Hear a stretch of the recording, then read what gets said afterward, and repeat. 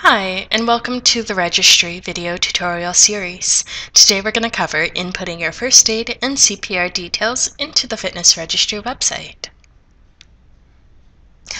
After signing into my registry account, it directs me just to the main page. You can access your main page just clicking on this main page link in the very top right hand corner here. Since I haven't input my first aid or CPR details, it says no first aid on record and no CPR on record. So right next to that information in that black box, there's an Update Now link. Click on that Update Now link. That'll take you over to the First Aid CPR form here. So the first section asks for the course type.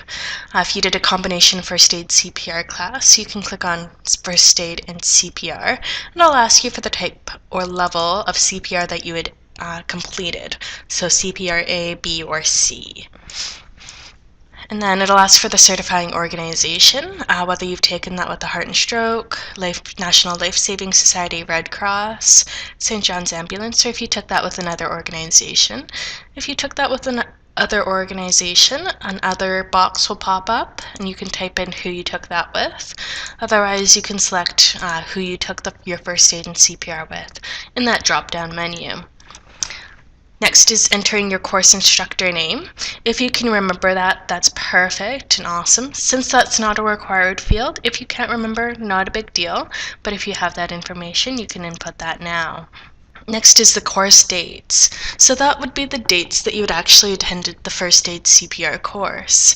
So if you click on that box, a little calendar application will come up. You can select the month that you took it, the year, and then the date. An alternate way of inputting that or pulling up the correct dates is you can actually use these little arrows to side scroll.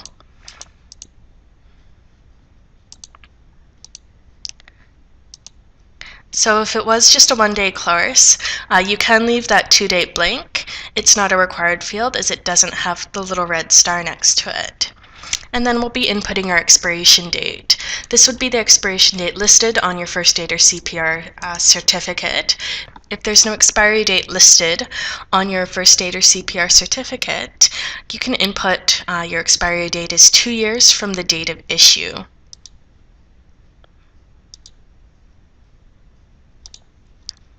Next, you agree that you've read BCRPA terms and conditions. To read those terms and conditions, you can click on that link right there, and then you hit save.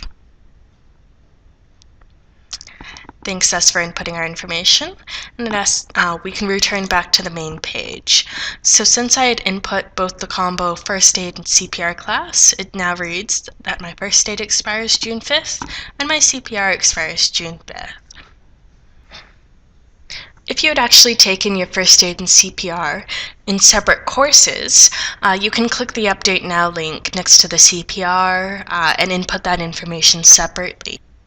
Once you input your first aid CPR details, you don't actually need to submit a copy of your first aid CPR certificate to the BCRPA office unless you're flagged for random audit.